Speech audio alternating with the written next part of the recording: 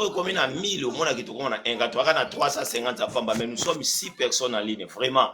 Mais bien aimé dans le Seigneur, pardon, je vous demande, dans l'amour du Seigneur, tapotez vidéo, pardon. Oh, vous n'êtes pas là, je presse seulement en l'air. Oh, vous n'êtes pas là, je presse à l'air. Pardon, s'il vous plaît, s'il te plaît, tapoter le vidéo. Tapoter le vidéo. Maman Rifi namoni yo jusqu'à na musika ya Luanda. Tapoter la vidéo. Tapoter, pardon, nazo senga biso pour na tout le banzam. Tapoter vidéo. Maman Shelvina namoni yo merci. Tapoter vidéo. Tapoter tout comme atana un cas ya pas besoin d'ango le côté tout zombon côté. Tout zombon côté ta na biso des couler vraiment. Nauti kosala moma partage belé pena bana nzambe presque auto sana vraiment on a sali moma partage presque bango nyonso nazo comprendre était kaka ta la prédication ndé bango baza occupé baza lobi na sagi live na pesi communiquer que notre ozala 15 et tout momona ke bana ya biso moko ya groupe ba omona na bazo za live te to za na batu mususu ba invité tout vraiment c'est regrettant vraiment na biso bana nzambe na lolenge oyo tozo ko se comporter eza pena malamu mingi te et surtout ça se montre déjà qu'il y a pas de respect na makambo tozo sala nous avons seulement toujours besoin de la main du Seigneur mais nous n'avons pas besoin de la face du Seigneur. C'est ça la Bible qui nous interprète tout le temps. Ça dit biso to na posa ka tozo loboko nzambe to bika bola nzambe to kende liboso to bonga et tout mais toza na posa ko duka face nzambe te o za ko trop comme bien. Moïse avait tout dans leur vie. Moïse avait tout. Mais abanda kuloka mona elongi nzambe. Bela grâce, bela capacité, bela ponctualité nzambe pesa ki mazaki na posa mona toujours elongi nzambe. Mais biso ba chrétien pour ça tout zo ka loboko nzambe, c'est tout suka ka na loboko. Et ça vraiment passe. Na kati ya bana na biso tozo kamba, et ça vraiment difficile. Alors Zambasa tota poto comme atana 1K et kosala biso malampa c'est Sharon tota poto comme na 1K on est protéger vidéo tout ça et kosala biso pena malam maman Rifi na yite so komata mais na match aussi il faut na côté Dieu nous fait grâce tobi kablam to comme atana 1K pamba 1K kaka soki 1K on a 99, 80, tout comme attendre un cas, ce qui c'est comme la zone mona, tout comme attendre un cas ya pamba, et tout perdre de l'autre côté, et ça n'ont pas pour finir, pour nous protéger live. Même si un passage seulement, essayez seulement de tapoter, bisous peut tout tapoter dans la live, tout sous ce monde qui est bénéfice rien, parce que rien grave, mais au tapoter pour naka live à la sécuriser to ko perdre l'autre au moins au continue le mo ba lo malunga ti mais mona likolo 16K 21K mais il y a ben au tio aussi so bimiano moni loko benité mais ce to bana pas nzambe pour na to zota 1K et problème na live za nango yo fait vraiment ah là là c'est combat ici c'est pas facile, ce n'est pas facile. Alors nous serons toujours là pour faire les efforts et que la parole du Seigneur va. Shalom papa, promesse à Namonio, que Dieu te bénisse là où tu es et que Dieu te fait du bien.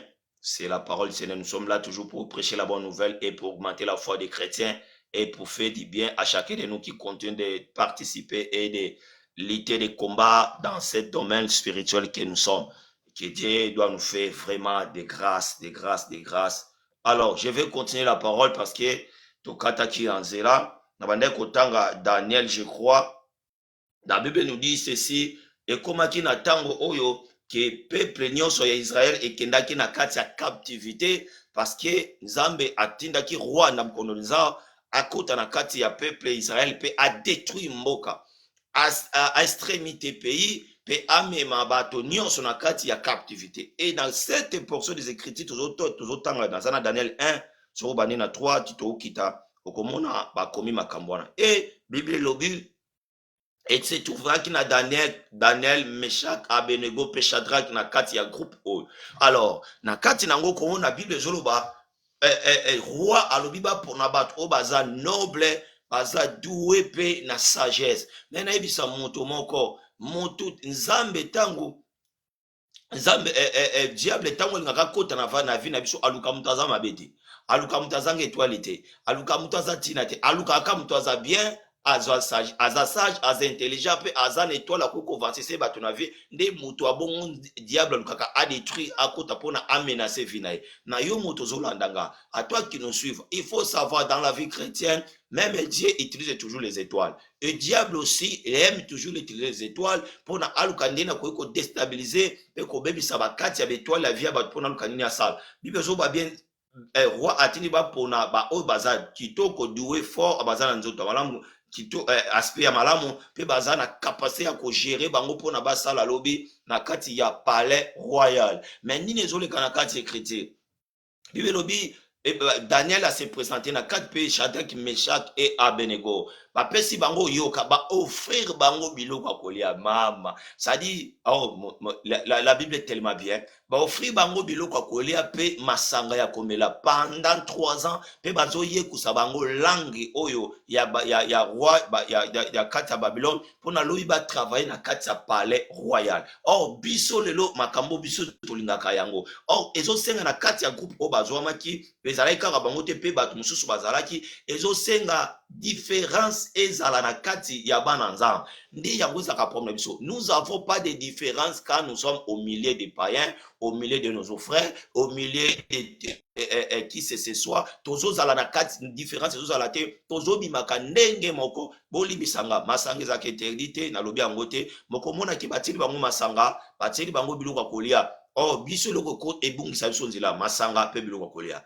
À partir de la nourriture et du vin, tout le monde a bunga kanzela. Quand il y a des abondances de manger, la nourriture et du vin, les gens perdent leur sens. Les gens perdent leur vie à cause de la nourriture et du vin. Yango se présenta qui liboso ya Daniel pe bande kone mususo. Mais Bible lobi Daniel aboiko se suye na compte ya biloko wana. Alors yango malgré tout yango le roi liaka. Malgré tout yango roi amelaka. Mais biso kopesa biso yango te tokota na kati ya buzoba te pona tozo comprendre que soki to s'attacher mingi kuna esala ki to de tout mais na omona Daniel na kati ya captivité. Mais bien aimé mutaza na kati ya captivité, mutu ake na kati ya mboka étranger, mutu ake na kati ya pays oyo ayebi te amemami te ndeti biso peut-être oya Europe lelo je suis à l'aise, tu es à l'aise dans ton côté, dans ta foyer, dans ta maison ozo vivre mona mwa difficulté moko komelio o abandonner nzela nzambe mo difficulté moko komelio okenda suko sambela te difficulté moko komelio lobi anga na tiki pona mama wana papa wana frère wana pasteur wana azoksi motema nanga moyenga na kesambla chose te. Mais Daniel azo se retrouver na captivité na kati ya souffrance mais ba pese biloko akolia pe 20 aboya aboy ko se suye na kati nango mais ezalaki musunya kolia mais ezalaki masanga komela de lobi so tolingi komela de lobi so tolingi kolia soki yango se présenter olobi na sana kati abondance yango kosala ke lobi vie nange avancer. Mais Daniel aboy ko se suye nango. Ça dit il y a des choses oh toko koma na ba milliers eza ya malamu te biso to sukata chaka nango tant que chrétien to kota nde et essuyer ba vie na biso nde yango nzamba zo défendre Daniel à par rapport ya makambo oyo Daniel a salaki. Sozo tanga na Daniel chapitre 6, bébé lobi kuna basali complot contre Daniel. Signé loi que mutu oya ukende ko sambela nzambe na ye pendant 3 semaines ou 3 mois je crois que soki ba moni azo sambela azo dire sema lobe pa nzambe mutu wana bakuboma. Oh Daniel azalaki parmi batu oyo pendant ko sana kata palais royal ayebi bien que basinaki loi que mutu ko sambela te. Mais Bible lobi tangu ka ba lobi makambwana basine accord Daniel azima prona ye wana koti na kata chambre abalose longi kota fenêtre zalaki etalisaka kota Jérusalem afukami balobi 3 fois par jour asambelaka nzambe aobanga te ke batie loi ke mutu akodresse parole na nzambe na ye akozala détruire bakobwaka ye na kati ya libula bakosi yango omoni nzambe adefanda Daniel même na kati ya libula bakosi. Lelo bato balobaka mpona azalaki mwana kosa Yuda te azalaki na libota Juda non ezalaki par rapport atia vie na ye na risque nzamba pambola so nazala mona ba photo mo zolo ba ke il faut comme chrétien ba tozo publier il faut comme chrétien vie chrétien eza risque ça veut dire tu as vu na risque ça dit Daniel azwa vie na ye atango na risque andimi a risquer babo mana bango ba sala e onyo so bali babwa ke na kata le fonci ya ba ya bakosi me ye adresse maloba na ye kapa nzambe ye akutanaka na nzambe ye asambelaka kapa nzambe na kati ya badifficulté na biso na kati ya batante olekisa pasi na kati ya basouffrance nde bayebaka ke mutu wana mwana nzambe yango na ote koyebisa biso na mateya oyo elekaki mutu soki ayambi Jésus tant que Seigneur et Sauveur akoleka na bepreuve. Regarde comment Daniel passe dans les épreuves. Il a continué même loi que soki osambeli nzambe bakoboma yo. Mais Daniel s'adressa qui toujours maloba 3 fois na nzambe na ye par jour. Est-ce que mutu moko ko sala eloko bongo na kati ya pebiso toza na kati ya France. Vraiment bayebi yo à partir de maintenant to pesa yo document to libérer yo okoma libre mais kosambela nzambe osambelaka te temo osambelaka pendant ere boye abandonne nzambe wana kosambela lisusu te biso tokopesa document.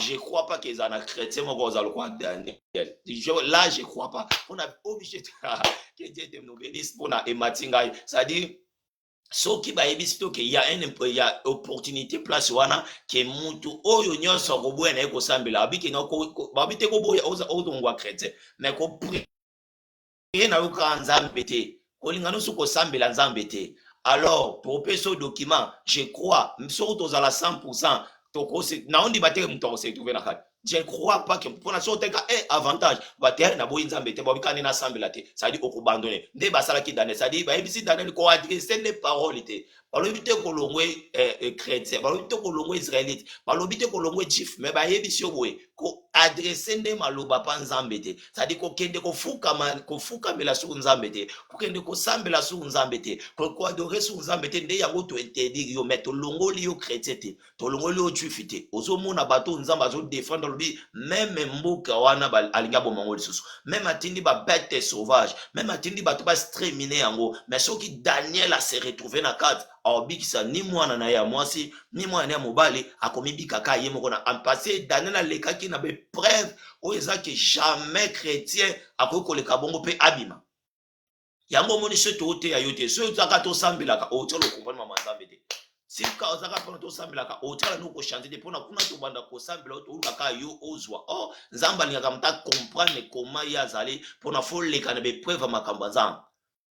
Daniel andimi atia vini na riske andimi akufa na ye andimi abwaka ye na kati ya libulu ya bakosi me ye adore nzambe ye afukama ye asambela. Eske lelo biso bakretien lelo tala ndenge olemba lelo tango nge okenda so église te lelo tala mpona circonstance wana ekoma lelo tala mpona problème wana tuta yo motema lelo tala ndenge ozuka mpona moto azokisa yo motema obandona nzela nzambe. Tu as abandonné le chemin de Dieu parce que quelqu'un t'a choqué, quelqu'un t'a fait du mal, quelqu'un qui t'a tourmenté. Tu as dit non, à partir de maintenant, moi je ne serai plus là. Moi je ne partirai pas là. Moi je ne peux pas faire encore là. Moi je ne peux pas adorer encore Seigneur. Moi je ne peux pas adresser encore la parole dans cet endroit-là parce qu'il y a quelqu'un là-bas qui nous a choqués. Oh, nous oublions quand nous venons dans l'église, nous ne venons pas chez quelqu'un, non chez les pasteurs, non chez nos frères et sœurs, non chez nos maris, mais nous venons en Jésus-Christ. Si quelqu'un prend leurs pieds, prend leur force pour aller dans l'église, attendra pas Jésus, attendra pas Moutouté. Nous n'oublions ça souvent. Ceux qui m'ont qui n'ont pas ayaka pas pasteur, était pas maman pasteur, était pas papa pasteur, était pas frère, sœur, était pas yaya l'équité, mayaka n'est pas Jésus. Pour n'aller pour adresser malba n'est pas Jésus. Nous aujourd'hui, nous ne sommes pas des chrétiens pourraient être sauvés s'il y a des difficultés critiques comme ça. Nous, aujourd'hui, nos salis, et ce comme individualité épargnée, puisque Jésus nous, aujourd'hui, nous ne reflétons pas l'image de Christ à nous parce que quand des problèmes, des circonstances viennent, tu abandonnes facile, peut-être tika kanzela nzam, tu kolukani o tu koluka kosa la pour tu se sauver. Oh, Bible aller tourner regard chez lui le maître et le consommateur dans tous nos foi. Il y a des augmenter vie na biso chrétien pour na avancer. Nous n'oublions ça. Nous n'oublions ça. Na kati na biso bananzam, nous oublions des choses pareilles que l'obi Dieu peut nous faire du bien. L'obi Dieu peut nous faire des grâces. L'obi Dieu peut renverser des choses. Regardez tant oyo Daniel alekisa ki nango. Premièrement, vina ezalaki esclave. Azaki na kati esclavagisme. mais aboyi kolia pe komela biloko oya mabe amona ke ezobebisa bato figure ezobebisa bato ezochanger bato comportement ezokomisa bato mabe aboyi kosesuye nango alobi te biso bopesa biso ka légume toliaka légume mpe tomelaka mai totala biso na bango lolenge nini lobi nango ekozala bible lobi biso okiti nzambe atondisaki bango na sagesse mpe intelligence oyo moto moko te ni astrologue ni moto mboka wana est-ce qu'ils azalaki nango c'est-à-dire et se retrouvaki kaka na kati ya Daniel Meshach Abednego pe Shadrach parce que nzambe amonaki comportement na bango lolenge bazalaki ezalaki ya malamu nde esalaki babika faveur wana je crois que tozwa ata mingi te mpona kocontinue prédication eza pena malamu mpe kozala biso molai mingi tongaki kotouche mpe Job mais même à la prochaine on pouvait toucher mpona tozomona ata na biso mpenza ezokende mingi makasi mais tu dois voir Daniel alekaki dans des choses où ezalaki ke inacceptable soki omeki c'est-à-dire ata vie na ye à risque. Mais bien aimé dans le Seigneur, quand est-ce que nous ne comprenons pas que ton tchaba vie n'a pas à risque? Quand est-ce que nous ne comprenons pas que on peut abandonner tout dans ce monde pour notre land à Jésus? Là, là, nous-mêmes aussi, nous ne pouvons pas être sauvés. Parce que Dieu témoigne que ce qui a exterminé, a bébi sabiloko, a détruit mboka, a tenu babette sauvage, a bébi sa nyonso estre na kati na bango, ce qui Daniel, Job, pe Noé basali, batowana ba sauver mutute. C'est-à-dire pour ce moment ici, personne a sauvé, ni maman a sauvé mon naye, ni papa a sauvé moi sinaye, ni moi ça a sauvé mon bal naye, ni maman, papa a sauvé banaye. Maintenant, les salis sont comme individuels à partir de nos parcours, à partir de nos circonstances, à partir de nos temps actuels, toujours l'excellent Jésus, n'est pas se comporter, n'est pas soit affiché vie dans biso envers bateau, n'est pas mona. Quand des combats arrivent dans nos vies, les gens abandonnent. Quand des combats viennent dans nos vies, les gens ne viennent pas prêcher la bonne nouvelle. Quand des combats viennent dans nos vies, les gens ne viennent pas écouter la parole du Seigneur. Quand les combats se présentent dans nos vies, les gens abandonnent les églises. Quand des problèmes se présentent dans nos vies, les gens disent que non, je ne peux pas prier parce que je suis cassé. Je ne peux pas prier parce que voir ceci, cela. C'est difficile, c'est compliqué pour être sauvé et que Dieu témoigne que nous sommes l'ex-enfant. Mais bien aimé dans le Seigneur, vie auto menée à christianisme, ce qui est sinon il faut savoir, il y a toujours des combats. Je répète, dans cette vie que nous menons, si Christ n'est pas encore retourné, il y a toujours des difficultés qui doivent nous présenter devant nous. Ce n'est pas envers la Bible déclare, le malheur attend suivant les justes. Quand tu lis la Bible, quand tu comprends qu'il y a des choses que Dieu a déjà dit, on comprend que non, il faut que le malheur vienne. Il faut que le malheur arrive. Ah bien, le malheur entend suivant les justes. Malheur kolanda niamate, elanda zobate, elanda païente, puis yanda nanite kolanda juste. C'est lui qui marche comme Dieu. C'est lui qui veut Jésus. C'est lui qui transforme leur vie en Jésus. C'est lui qui veut être fidèle de Dieu. C'est lui le malheur qui doit suivre. Yo moto yebi olingaka nzambe, yo moto yebo pona Jésus, yo moto yebo participer kana nzela ya nzambe. Il faut savoir dans nos vies, pour que tu sois sauvé, liboso yomoko, il faut refléter image en nzambe. Yomoko, il faut refléter ma capacité en nzambe. Yomoko, il faut refléter modèle ya Jésus katnayo. Et là-bas, lui-même Jésus doit commencer à te témoigner. Lui-même Jésus doit commencer à marcher avec toi. Il te témoignera partout que tu dois passer, parce que toi tu reflètes l'image de notre Seigneur Jésus-Christ. Mais si ce n'est pas ça que nous faisons, mes bien-aimés dans le Seigneur, nous ne gagnerons rien dans ce chemin et je crois que nous perdrons toujours parce que nous avons déjà vu même des pasteurs abandonner la vie chrétienne. Nous avons déjà vu les frères et sœurs abandonner la vie chrétienne parce que les choses ne marchent pas. Nous disons toujours que makambabiso tozana kati ya Europe. Au moins que na France, tozali na Belgique, na Allemagne, là tozali se retrouver. Il y a tellement de difficultés, surtout à partir de s'organiser, à partir de prendre des dossiers, à partir d'être stable dans ces pays, ce n'est pas facile. Oh, surtout dans nos églises, dans nos églises aujourd'hui, il y a tellement de problèmes, de difficultés, ce que s'est présenté pour nous que ici, je ne me retrouve pas. Il n'y a pas d'espace ici pour moi. Je ne peux pas rester ici. Il y a des conditions critiques dans l'église. oh soki totali na bomoto to abandonner. Il y a des conditions critiques qui viennent dans nos vies. Est-ce que tu vivre en Europe, même en Afrique, ceux qui otali non, je ne peux pas compter dans ce chemin parce que je vois rien ne marche. Et ceux qui tozongi total que non, il y a les gens prient, mais les gens là qui prient là, c'est eux qui sont toujours mauvais. Les gens qui prient là, c'est les gens là toujours qui font le mal dans leurs frères, dans leurs sœurs. Les gens qui prient là, ce sont les gens qui maltraitent leurs frères. Ceux qui otali bongo, tu ne peux pas prier.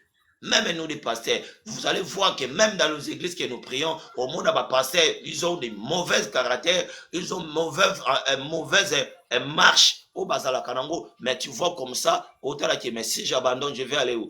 Si je laisse, je vais faire quoi? Parce que mon chemin est ça. C'est moi qui ai accepté Jésus. Ce n'est pas je n'ai pas venu ici pour accepter mon frère, mon pasteur, mais je suis venu ici pour Jésus. Il y a un moment que même il y a des difficultés, même il y a des circonstances, même il y a des problèmes. Biso to continue à marcher na vie wana parce que tozo linga lobby na biso tozala ba oyo ba kozala sauver na bisika oyo to kotaki. Très important, mes bien-aimés dans le Seigneur. Moi, je vous dis tout le temps, na ramené na parole te que Dieu doit te bénir demain, que Dieu doit te faire la grâce demain, que Dieu doit te lever demain parce que c'est notre Jésus qui a tout. La Bible nous dit tout le temps que or et l'argent t'appartient. Nous sommes bénis dans toutes les bénédictions du ciel. C'est Dieu qui nous a donné ça à faveur de leurs enfants. Nous n'avons rien à chercher dans le monde parce que c'est Dieu qui nous donne. Moi, quand j'ai besoin de quelque chose, quand j'affronte quelque chose, je dis seulement, ça, je vais vaincre ça parce que j'ai Jésus à moi. Ça, je vais vaincre ça parce que j'ai Dieu qui marche avec moi. J'ai passé des moments difficiles dans ma vie. Dieu m'a fait surmonter ces circonstances et je n'ai jamais abandonné ce chemin-là parce que je sais que quand tu marches avec Dieu, tu resteras toujours. C'est ça, naïe la kabiso, parole. Édifier et fortifier et augmenter foi na biso qui place aux alliés. Si tu as abandonné Seigneur, si tu as laissé le chemin de Jésus, si tu sens à toi il n'y a pas d'appétit de prier encore, d'aller à l'église, de faire de travailler dans les œuvres de Dieu, mais bien aimé, prends courage. Bible Zoloba, Jésus, Dieu a dit à Josué, je t'avais dit fortifie-toi, prends courage. Je viens te dire encore cet après-midi, à toi qui m'écoutes, à toi qui me suis, je te fortifie, lève-toi et prends courage. Ne vois pas que si au Koyaki, et surtout Kokate, et surtout Tamblaki, parce que Jésus a besoin de te témoigner que tu sois intègre, juste, et qu'il dise c'est ça, c'est mon fils, ça, c'est ma fille. Et pour que ces choses viennent dans ta vie, et surtout, on prend courage, au téléma, au continue chemin, où Jésus a telayo, parce que notre chemin de Dieu, ce n'est pas facile. Et ça, quand il y a rose, il faut que tu sois fort et forte pour que tu continues dans cette bonne nouvelle. Oyobiso, Tokotanga Nayo, ce n'est pas facile, je vous l'ai dit, mais bien aimé dans le Seigneur, je sais que Dieu doit nous bénir tout le temps à la faveur de cette parole. C'est déjà 16h07. Je ne pouvais pas continuer toujours de prêcher. Il y a un moment na lingi na sukisa matière na biso awa ezala pe na makambo belé to lebongo ke to touser Job était. Il y a tellement de choses à Job. Job a vécu la vie na kata ba difficulté ba souffrance, mais par la grâce de Dieu, je sais qu'il y a des jours où Dieu doit nous faire toujours des biens. Zambe apambolanga na yo mingi, Zambe abaksela biso ye ebele, soki ozana biso toujours en ligne koyoka kofina ko tapoter ko sa elo côté ntima na ngoto ya lisusu pona toloba na para Nzambe komona ke ekozela biso penza malamu mingi. Que Dieu nous bénisse. Je vais prier premièrement pour la parole. Après, Papa Charo Pazawana, nous allons continuer de parler. Jésus, merci pour ta parole de cet après-midi. Tu savais que nous serons ici pour na part na yo. Jésus soit loué. Na bato oyo tinde ba yo kaloba oyo pe na bato disposer bango pour na to partager parole oyo nza. Moi je sais tu envoies toujours la parole pour édifier, fortifier et augmenter la foi dans nos vies chrétiennes. Le Congo ezala yo pe liloba oyo kubimi na poko na après-midi lelo esimba mitema bato et pe sa vie sans sa malamu na kati ya peuple na yo pe bana na yo ba continuer kozala ba oyo na o nazo sambela na o nyonso alemba ki akotaki na bulemba kolukelongi na Nzambe pe sa makasi telemisa ye puis à continuer chemin. Na oyo nyonso Jésus akutana na circonstance na problème. Ali ko tika nzela na yo pour na problème wana. Na oyo akutani na pasi moko zo tungisa. Puis ali ko abandonner chemin na oyo Jésus pour na tikala na kati ya bosoto wana Jésus. Limbisa nzambe. Tu as monté sur la croix Jésus pour nous pardonner, pour nous prendre les pardons de nos péchés. Pardonne chacun de nous et donne-nous la force de continuer et de faire cet travail, Jésus. Soit notre papa, soit notre chemin et bénis-nous encore abondamment à chacun de nous dans la continuité autour de Zanango parce que ton nom doit être glorifié parmi les saints et que le Kumezalayo dans le nom puissant glorieux de Jésus. Nous prions. Amen. Zambe apambola biso mingi na otoyoki. Pe lokumu ezonge pa na ye mutu alingi tobika susu grâce au pasteur Sharon. Oh, merci beaucoup Mosala Nzambe. Nzambe apambola yo. Pona message ya malamu. Oyo yoka le sali est individuel. En tout cas, tout profondeur ezalaki déjà ya kolobama. Développement moko pe ya malamu. En tout cas, Nzambe apambola yo oyo ezaka ke tokoki ko additionner penza na kati ezaka ke kopesa bana Nzambe courage ya ko rejoindre biso na maloba na Nzambe lokola boye. Exactement. Ba olobela yo sali est individuel eza très important. Parce que batu musu bakansanda ndinga yambi Yesu pona ye esila biki bongo mbala moko pona ye non. Or que sili bongo te ils ont la procédure, processus, ils ont continuité. Voilà. Ils ont la continuité, ils ont la katuana. Et continuité, ils ont la facilité. Voilà. Ils ont tellement difficile. Comme ça, les gens ont Daniel aleka kinango. Ils ont facilité. C'est-à-dire, dans la vie chrétienne, tu as na ba léo, na ba eba. Tu as na ba difficulté, mais c'est à nous. Il y a koluka ko saisi pe ko longa yango poto za la pena totalement sauvé. C'est ça yango wana est important. Sali comme individuel tango siko yo moko okomi siko kokuta na ba défi. Ça dit comme kokuta siko na makambo ya vie. Wana siko komi siko yo moko siko tikali sute ke ote Nzambe, ote pasteur, ote yaya, ote lokwa na botama mwana pasteur, na botama papa na ngaza azaboye na bo non. Wana siko komi yo na Nzambe na yo. Yango ba message à boye eza pena très très important bana Nzambe. Même aussi tu as des passages na moni papa Achille azawa na Nzamba pambola yo. Papa Achille na Grèce, papa Mamo na Muzembo Nzamba pambola yo. Nebi oza mwana mo malamu. Oza mwana mo malamu Nzamba pambola pona présence na yo. Papa Mamo na eza très important abondamment. Eza très important ba message à boye. Vous savez papa eloko moko e matinga na mutema pendant que nazolo ba boye eza nini na pesa ba tu conseil boye eza boye tant to yambi Yesu Christ comme Seigneur et Sauveur. Oui, eza premier pas to tie parce que wana nga na benga ngo évangile la grâce. Parce que mutu moko te asala ke fort mon po yamba Yesu. Mutu moko te afuta ke loko ta saka sacrifice po yamba Yesu. Non, c'est gratuit. Biso nyonso biso ba oyoyo tokoma ba tobenga mabana Nzambe to yamba Yesu Masia par grâce. Ça dit to fute loko te. Peut-être côté ku tozalaki capable te ya obenga maba chrétien mais grâce est localisée biso to sali fort monte. Maintenant ngolo bateke lokwa grâce c'est yelinge localiser nga esuki singa wana non. Naza siko na devoir o singelinga na sala. O ekomi siko makambo na ngai. Yoka, topesa exemple moko na Bible na kat na livre à Matthieu si je me trompe pas Matthieu 24 ou Matthieu 25. Et sika ba olobela histoire ya pas si Yesu abeta lisese ya mokonza sali fête. Mokonza sali fête azuba invita kaboli pa ya bato bazalaki important pona mokonzi. Bato ya monaki ke bakoka na fête ya mwana na ye. Akaboli landa malamu nazaka na moi 5 minutes. Mokonza pesi invitation et que batu nyon surtout bandimi invitation wana mais mokolo la fête merci mais mokolo la fête batu ngo baye na bango te mokolo la fête batu ngo baye te yokelo mokonza sali azui ba serviteur na ye to ebi histoire au malam atindi bango bakende partout bakende kozwa siko eza suma invitation te et comme siko bakende ozwa mutu nyonso tout dasali ba yebi sio ka lokota mutu nyonso na nzela o azali prêt à ye na ye o ya lingi ye na ye ya fête mo su ya mutu pamba te bazoka ke fête ya mwana mokonzi ya mutu nyonso oluka kaka ya biso toya na feti oyo toyebi toyamba Yesu Kristo feti oyo ya tofutelango eloko moko te topesa eloko moko te lelo toya na feti tozo participer na toye na feti ya mokonzi wa ya nkolo Yesu Masia ya Jésus Christ le Seigneur toye na feti oyo yoka ya na ngai toye toyambi Yesu tofute fort moko te comme roi comme mokonzi oyo lisusu yoka siko eloko za très important bato baye na feti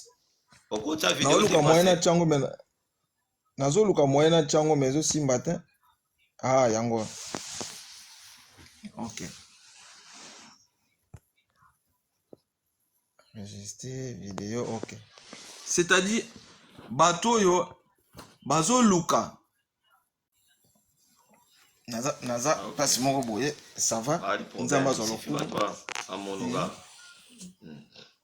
voilà mokonzi atindi bato bakende bakaboli ba invitation bato bakolo feti bayete mais nde na lobaki wana na sote mo mke pona bato oyo bazalaki programmer te na kati na feti o bazui kaka maloba ya pamba o bazalaki intéressé te na feti wana baye na feti siko yoka invitation bazui ya munoko bayeli yango na feti kokoma na bango na feti esuki wana te or toyebi malamu feti nyonso ezalaka préparé même si au foot anu eloko monte po kota na fête même si o bapesi na mwa invitation te mais babengi oya ofele mais tobi ke fête izaka préparé na mukolo fête ta oyebisa oke na sombelo elamba bo elate elamba oyo ebesa le fort bo yebela ta lipapa bo non eza yo muto oya na fête o se préparer ne lamba ya fête oyo se présenter nango na fête ya na fête eza soulier na yo eza veste na yo eza yo muto oyeba oko maniola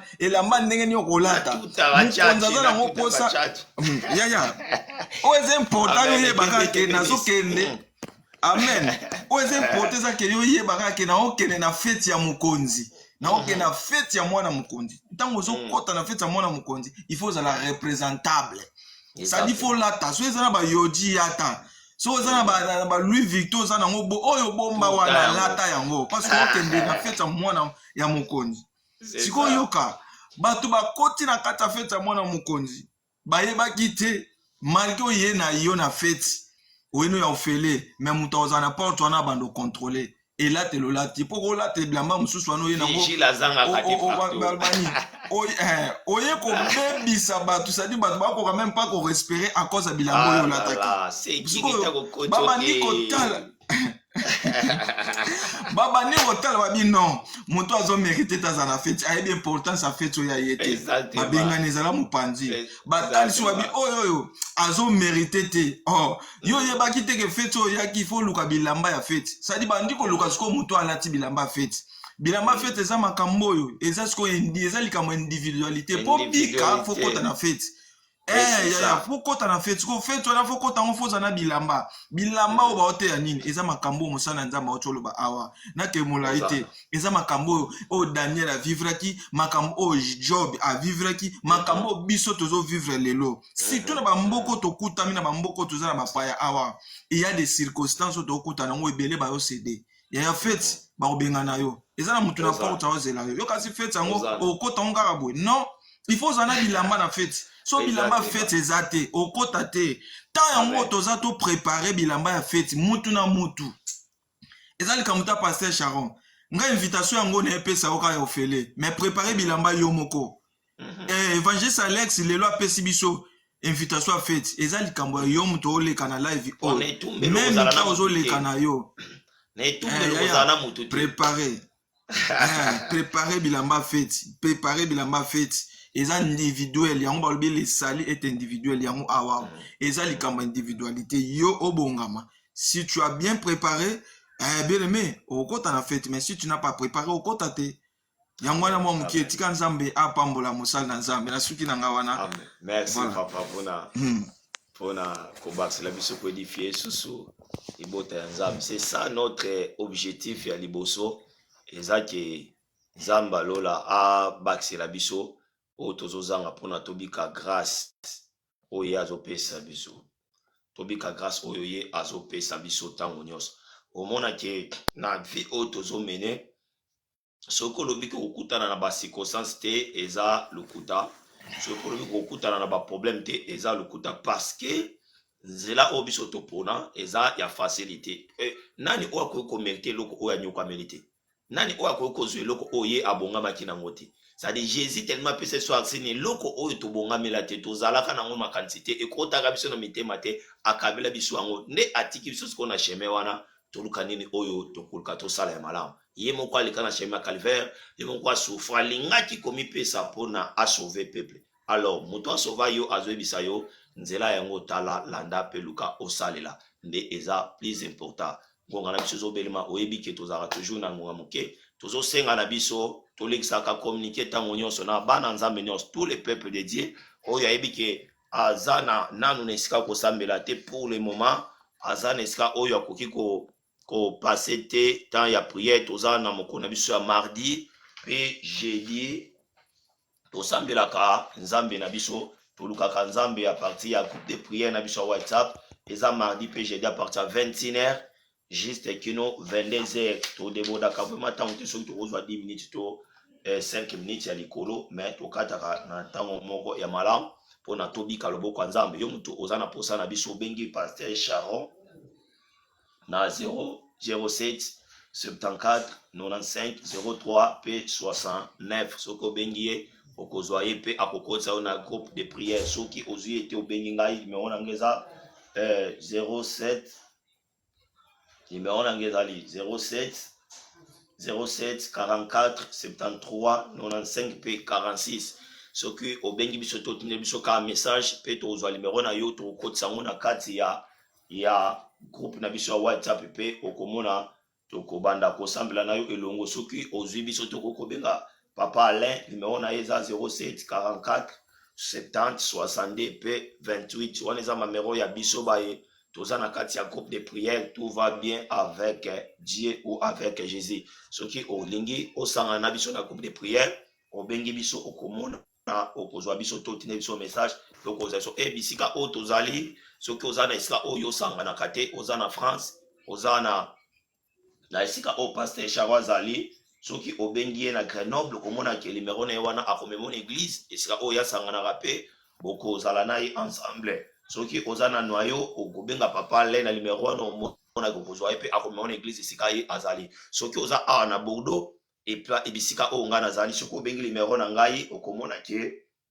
nakozwa yo pe nakomema yo na église esika oyo ngai nasanganaka. Numero ya Pasteur Sharon ya mwana na bandeli, numero ya Pasteur Sharon eza 07 74 95 03 p 69. wana eza numero ya Pasteur Sharon pe eza mpona groupe de prière oyo tosambelaka nzambe. soki obengi totindi message na numero wana nde tokozwa toenregistre yo pe tobandi kosambela na yo elongo. soki obengi ya Papa Alain eza 07 44 70 62 28. wana eza numero ya Papa Alain aza na Noyo. soki oza kuna oza na posa oluka église omona ke Papa Alain akomema yo. soki oza na Grenoble obengi Pasteur Sharon akomema yo na église mpona bokende kosambela elongo. soki obengi oza na Bordeaux, ngai naza na Bordeaux, soki obengi numero na nga 07 44 73 95 p 46 okozwa nga direct pe nakomema yo na église esika oyo nga nazosangana. surtout na mokolo lelo toza na jeune prière tobandaki yango lobi pe tokokita dimanche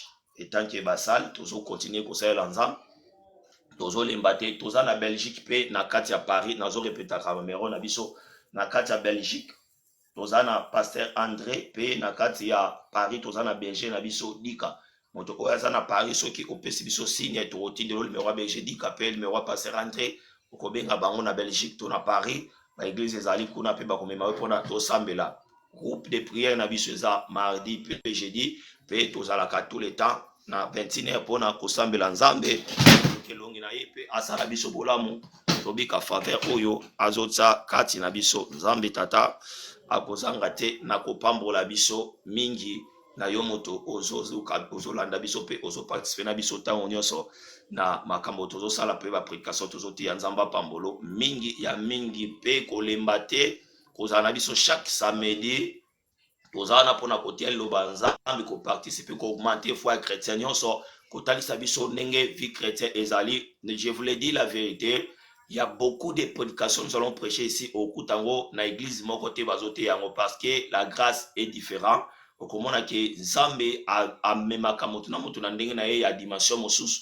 Tu ne rencontreras pas de prédications ya malamu oyo te awa oyo kokuta ona ba église mosusu okeyi ke bazote yango parce que dans nos églises toyebi ke bato mingi basangana kaka dimanche yango tolukaka komeke mpe koteya moto eloko ekoki kosimba ye kotouche ye mpona bato mingi bazwaka ta ya koya église te. Mais dans balive boye okomona ke tozwa ta ya koexpose liloba nzambe mpona moto abénéficie quelque chose mpe lobi na ye e avance na vie chrétienne yango ezalaka très important. Okomona ntango tobanda oteya a tokotisa nini te boye te tout ça te tokende en direct o comprendre parole nzambe mpe obika grâce toyebi ke nzambe akopambola biso mingi soki tokutani lisusu samedi na nzela ya makomi na biso mpe akosala biso ngai na yo faveur nzambe apambola oyo sika ozali paster sharon na ye te soki loko bakisa ezali mpona papa lamati te so lelo toyebi te soki tozala ne na live oyo ekolanda mpona tokontinue soki eloko akobakisa ezali papa obakisi tobaki soki oza na motuna kotuna biso kohésite te mwana nzambe mosala nzambe soki nazorepete so ezalaki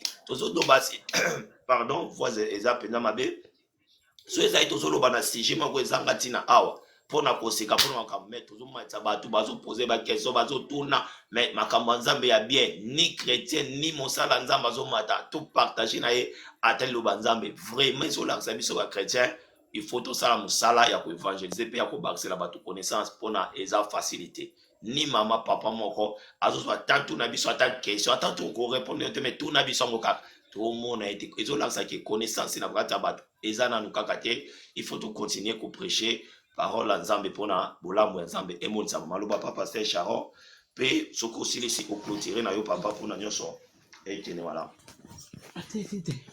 ok nzambe azwa lokumu en tout cas eleki tellement malamu journal lelo biso bato tozalaki toza beni mpona yango e nzambe asala grâce mpe bato oyo baokoka kokota te nzambe apesa bango temps ya malamu mpe nzambe ainteresse na ye bato mosusu yango kaka tolobi awawa bato biso tootyela motema oyo tobondelaka na bango na groupe na biso bazopesa yango valeur te me bato oyo baza na bango bapassager kaka na nzela boye nzambe asimba mitema na bango barejoindre biso baya peut-être bango na nde nzambe aza na mposa bayoka maloba oyo mpo ebikisa bango yango wana eza important nzambe aza nzambe ya grâce asala grâce wana e bato wana nde nzambe peut-être akopusa bango pembeni na biso mpo bayoka maloba na nzambe na nzela na biso yango nde eza très important. En tout cas nzambe apambola biso toza kaka na prière na biso ya vendredi pardon ya jeudi na mardi prochain wana koezala message mpona bana oyo tosangana na bango baza te inutile ya kopesa bamessage oyo etali particulier ya biso ya groupe ya prière eza kaka ke nzambe apambola journal lelo samedi nali nabondela na ngai. Saint d'Israël, tendre Père, que la gloire soit rendue à ton nom Jésus. Toi qui nous as permis, Seigneur, d'être devant ta présence ce samedi. Nous bénissons ton nom, Seigneur, pour la nyonso osali biso, dans la prière, to ya parole, ya mokola lelo samedi. Kumisama Yesu Masia, yo olobaki maloba na yo eza lokola mbula, ebimaka pamba te soki polisi mabele te. Nzambe nazondima ke message oyo ata moto moko na mokolo lelo samedi mabele poli ezwi esika nzambe mpo ebota mbuma eza te mpo ekufa bato bania tango me eza ke nzambe mpo ebota mbuma wana nzambe ezala témoignage ya lobi ya moto ya bokonzi ya likolo mpona ndeko oyo ayoki oyo pambola maloba na yo nzambe nkolo Yesu Kristo sala faveur nkolo eke Seigneur na prochaine samedi nkolo papa tokumba lisusu message oyo ko inspiré biso parce que lobaki kolandisama na molimo mosantu nde tolobaka na part na yo kolo tika molimo mosantu abakisa ya mingi nkolo koleka lisusu esika message oyo euti nkolo epa mosala na Alex Seigneur keke grâce ya komble lisusu koleka nzambe osouffle na bainspiration ya malamu lisusu koleka nzambe na nguya nyonso afeke peuple na yo bazala beni epambola moto nyonso andimaki nzambe meme kolaike ya pamba programme oyo amona boloboko na yo na eloko moko songolo paka na kati na bomoi na ye e moto nyonso andimaki nkolo a rester pendant un peu de temps na moment oyo ya prière to ya parole nzambe to tolekisa nango kolo visite moko na moko eke bolamu no ezala favorable likolo ya peuple nyonso bazondima message oyo na kati na live Seigneur pambolama nzambe ozalaki na débit ya programme oyo okomi na biso na suka nzambe gloire ezonga epai na yo to recommander Seigneur mon Dieu mokolo ya mardi na maboko na yo pe ya jeudi na maboko na yo pourquoi pas nzambe na samedi tozongisi nyonso epai na yo yo osali biso bolamu na nzela maloba na yo na kombo na Yesu Kristo nde tobondeli tolobi amen. Amen. Que Dieu nous bénisse. Tokutani mardi na groupe de soit prière puis tous à la chose samedi en ligne à partir de 15h. Zambi apambola biso et à ça pasteur Saro tout ça yo na samedi to ndengeni to en live. Ah, ok, promets. Ok, mais on est samedi, je crois que jusqu'à samedi. Que ça peut pas. Ouais, ça musika mingi, ça problème te. Zamba pambola biso papa mama, zamba mona biso ska tozwami pe bola manzambe ekutana na biso, onyo sa sangana na biso tokutani mardi pe abonné tokutani samedi pona to loku manzambe pe tobika fa pe nzambe. Que Dieu nous bénisse. Abondama. Amen.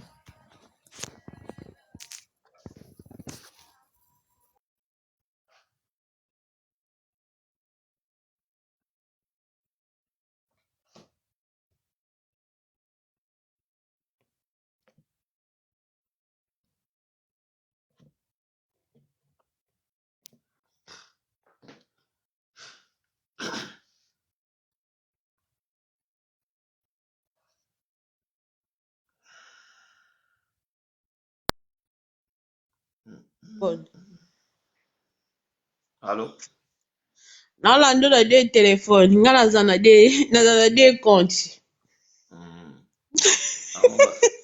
Commissaire Diego to Diego. Fisa Diego yaza na babone ebele. Okay. Yaza na babone ebele yango wana. Monte na yibi telefone. Yemo mambo bozala te so eza mambo nini wana ngakaza. Na azate ake supermarché vite fait. Bazalaki na mamele naza. Samedi. Ah, okay. Nga kache kutu life eza te loko bana retraite.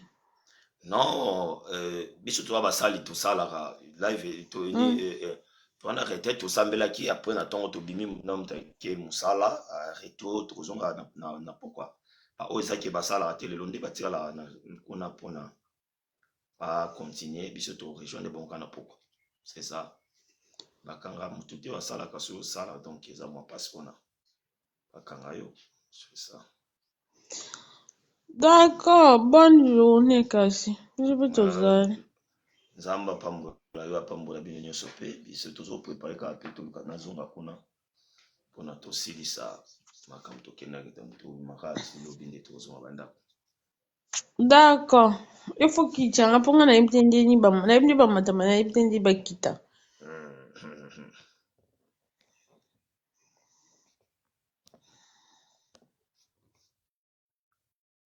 Alléluia, que Dieu soit loué. Et qui asali biso nyonso bolamu pe apesi biso nyonso continuité ya bolamu na ye. Akumisama le Dieu de grâce. Je crois que tokokutana samedi en ligne soki Nzambe asungi biso mingi. Que Dieu nous bénisse partout où tozali.